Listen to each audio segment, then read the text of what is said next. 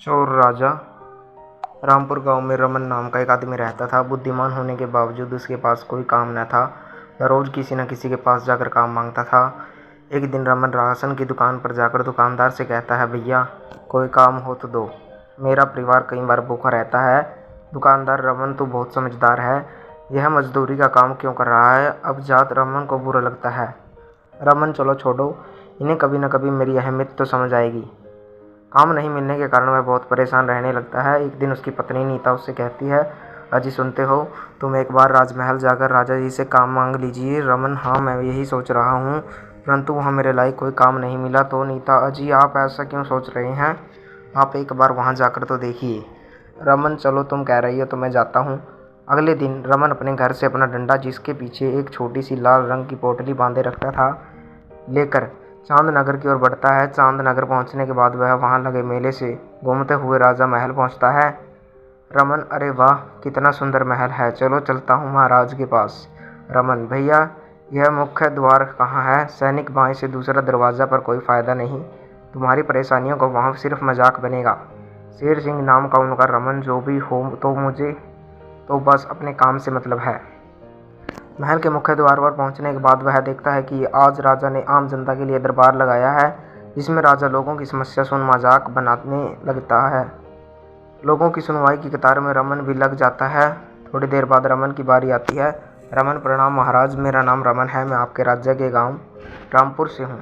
मुझे रोजगार की आवश्यकता है, मुझे आपके यहाँ कोई काम मिल जाएगा। राजा, अच्छा तुम्हें काम की तलाश है, काम तो मिल जाएगा, पर तुम्हें किसी प्रकार का धन नहीं मिल पाएगा। रमन, लेकिन महाराज बिना धन के मैं कैसे काम कर पाऊंगा। राजा, तुम मेरे दिए हुए काम को मना न करो, मेरी अवहेलना कर रहे हो। सैनिकों, इसे बंदी बनाकर 12 दिनों तक काल कोठरी में डाल दिया जाए।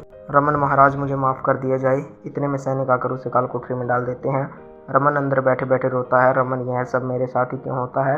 12 दिन किसी न किसी तरह बीत जाते हैं। उधर रामपुर में उसके बच्चे और पत्नी भी परेशान होते हैं। जब उसे छोड़ा जाता है तो रमन सोचता है, रमन इन सबको मैं सबक सिखा कर रहूँगा। इस शेर सिंह को इसके सिंहासन से न उतार फेंका तो मेरा नाम रमन नहीं। फिर रमन घर लौटकर अपनी पत्नी नीता को वह सब कुछ बताता है। रमन, अब मैं उन सभी को सबक सिखाना चाहता हूँ। नीता, सबक सिखाने में भी आपके साथ हूँ रमन, मैं सब संभाल लूँगा, पर जो बताऊँ वह तुम्हें करना होगा। नीता जी, ठीक है। रमन, तुम बच्चों अपने मायके भेज दो। नीता रमन की बात सुनकर यही करती है। नीता, सुन, बच्चों का ख्याल रखना। बिरजू जी, ठीक है दीदी। रमन और नीता बात कर रहे होते हैं। रमन, तुम आज जल्दी काम करके आराम कर लेना, तुम्हें रात भर जागना होगा। नीता जी, ठीक है, पर आप बताओ तो सही मुझे क्या करना होगा। रमन, अभी मैं जो कह रहा हूँ वही करो। नीता और रमन दोनों मिलकर सारा काम निपटाकर रात का इंतजार करने लगते हैं। रात का पहर होते ही रमन नीता को जगाता है। रमन, नीता उठो। नीता जी, कहिए मुझे क्या करना होगा। रमन, जो रोटियां बची हुई हैं उसे 4 हिस्सों में बांटकर आधी तुम रखो और आधी मुझे दो। नीता ऐसा ही करती है। दोनों घर से बाहर आ जाते हैं। रमन, तुम इन कुत्तों को धीरे धीरे रोटी डालकर गांव के बाहर ले जाने की कोशिश करो, जिससे कि कुत्ते मुझ पर भौंके नहीं। नीता भी बात को समझ गई। वह कुत्तों को रोटी डालकर गांव के बाहर तक ले जाती है।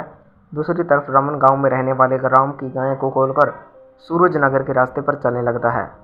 नीता भी उसके पास आ जाती है। रमन, मैं इस गाय को लेकर तुम्हारे गांव जा रहा हूँ, इसे वहाँ बेच आऊँगा। अगर कोई मेरे बारे में पूछे तो कह देना कि मैं बच्चों का सामान देने तुम्हारे मायके गया हूँ। रमन गाय को लेकर सूरजनगर के पशु बाजार में बेचकर अपने गांव रामपुर वापस आ जाता है। नीता के पास आकर रमन, ये लो भाग्यवान, पूरे 700 रुपये, इन रुपयों को अभी किसी के सामने मत निकालना। वह सब उस दिन हुई इस घटना का ब्यौरा रमन को दे देती है। गाँव के अलावा आसपास के गाँव में भी चोरियां बढ़ने लगती हैं। लोग भी परेशान होने लगे थे। सभी गाँव वाले राजा के पास जाकर चोरियों की शिकायत करते हैं। आदमी, महाराज, आसपास के सभी गाँव में चोरी होने लगी है। राजा शेर सिंह के होते हुए चोरी तुम लोग जाओ।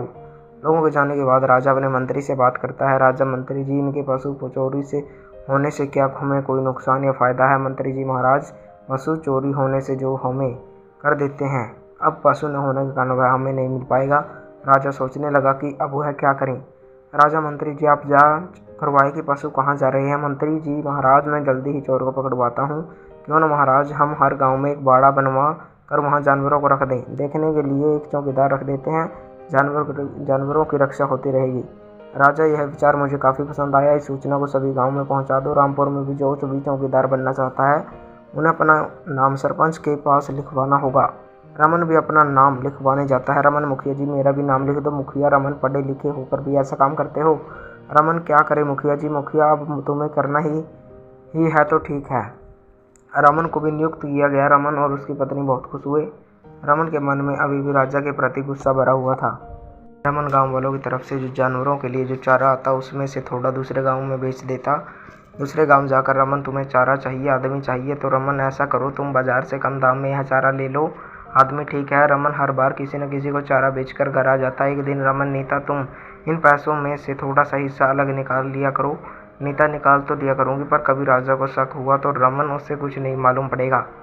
तुम वो धन मुझे एक पोटली में रख कर दे दे। रमन इस अतिरिक्त धन को जानवरों के बाड़े में छुपा दिया करता था। कुछ दिनों तक ऐसा ही चलता रहा। रमन हर महीने थोड़ा थोड़ा धन कम करके राजकोष में जमा किया करता था। रमन, इस गांव के पशुकर का धन प्रतिदिन कम होता जा रहा है। क्या कर रहे हो तुम? रमन, मुझे जितना भी कर मिलता है वह मैं आपको ही ला कर देता हूँ।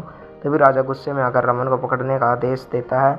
जब तक जांच पूरी न हो जाए इसे छोड़ना नहीं। रमन, महाराज मुझे अपनी सिपाही का एक मौका दे दीजिए। मंत्री, रुकिए महाराज, हम सुन लेते हैं यह क्या कहना चाह रहा है। राजा, हाँ बोलो। रमन, महाराज मेरी एक शर्त है। यदि मैं बेकसूर सिद्ध हो जाता हूँ तो आप मुझे एक दिन का राजा बनाएंगे और मेरी जगह आपको यह सज़ा मंजूर होगी। राजा अपने घमंड में हाँ कह देता है। मंत्री, महाराज आप ऐसा नहीं करते सकते। राजा, आप हैं कि मैं? राजा, रमन सिद्ध करो तुमने पशुकर बीच में चुराया नहीं है। रमन, महाराज मैंने धन को चुराया नहीं है, परंतु यदि आपको मुझ पर दोष लगाना होगा तो आप लगा ही देंगे। राजा, ऐसा ही है तो यह फैसला यहाँ के 5 महामंत्री करेंगे। रमन, इसके लिए मुझे 1 किलो वजन का बर्फ़ चाहिए। रमा, जल्दी ही इसके हाथ में बर्फ़ ला कर दो। रमन के हाथ में 1 किलो बर्फ़ का टुकड़ा दिया जाता है। रमन बर्फ़ का टुकड़ा अपने हाथों से दूसरे मंत्री के हाथों में दे देता है। दूसरा मंत्री तीसरे मंत्री के हाथ में दे देता है। ऐसा करते हुए वह राजा के हाथ में पहुंच जाता है। तभी रमन कहता है, रमन महाराज रुकिए। रमन महाराज के हाथों से बर्फ़ के टुकड़े का वजन जांचने को कहता है। इसका वजन काफ़ी कम हो जाता है। रमन महाराज, इसमें से लगभग 200 ग्राम वजन कम है, तो 200 ग्राम बर्फ़ की चोरी आपने की है। राजा, क्या कह रहे हो तुम? इतने में सैनिक रमन के घर की तलाशी लेकर और गांव वालों से पूछताछ करके राजा दरबार में आते हैं। सैनिक, महाराज की जय हो। राजा, कहो क्या खबर है? सैनिक, महाराज हमने इसके घर की तलाशी ली परंतु कोई अतिरिक्त धन नहीं निकला। हमने गांव वालों से भी पूछताछ की परंतु किसी ने कुछ भी नहीं बताया। रमन, यही तो मैं कहना चाहता हूँ महाराज। गांव में किसी का जानवर मर जाता है तो लोग उसका कर नहीं देते हैं। कोई अपना जानवर बेच देता है तो उसका कर भी कम हो जाता है। चोरी होने की वजह से लोग जानवर भी कम खरीद रहे हैं, जिसकी वजह से लोग कम कर दे रहे हैं। मंत्री सोचकर रमन की बात को सच मान लेते हैं। साथ ही राजा के वादे अनुसार उसे दूसरे दिन 1 दिन का राजा घोषित किया जाता है। रमन के राजा बनने के बाद रमन पुराने राजा को बंदी बना लिया जाए और फांसी की सज़ा दी जाए। यह सुनकर मंत्री हैरान हो जाते हैं। मंत्री, रमन महाराज हमें सलाह का एक मौका प्रदान करें। रमन जी, मंत्री जी। इसके बाद सब आपस में सलाह करने लगते हैं। पहला मंत्री, पुराने राजा ने कभी हमारे विचार रखने का मौका नहीं दिया। दूसरा मंत्री, इसी के साथ विदेशी आक्रमण में बढ़ने का खतरा है। तीसरा मंत्री, हाँ मंत्री रमन महाराज आप इन्हें जो भी सज़ा देना चाहिए मैं दे दीजिए। पुराना राजा, मुझे माफ़ कर दीजिए, मैं समझ गया मेरी क्या गलती थी। रमन समझ जाता है और उसे माफ़ कर अपनी सेना में शामिल कर लेता है। साथ ही रमन राज्य में सभी बेरोजगारों को काम दे देता है, जिसके कारण सारा राज्य खुशहाल हो जाता है। तो दोस्तों, कैसी लगी आपको ये कहानी? कमेंट करके जरूर बताएं। अगर आप हमारे चैनल पर नए हैं तो चैनल को सब्सक्राइब करें, वीडियो को लाइक करें, शेयर करें।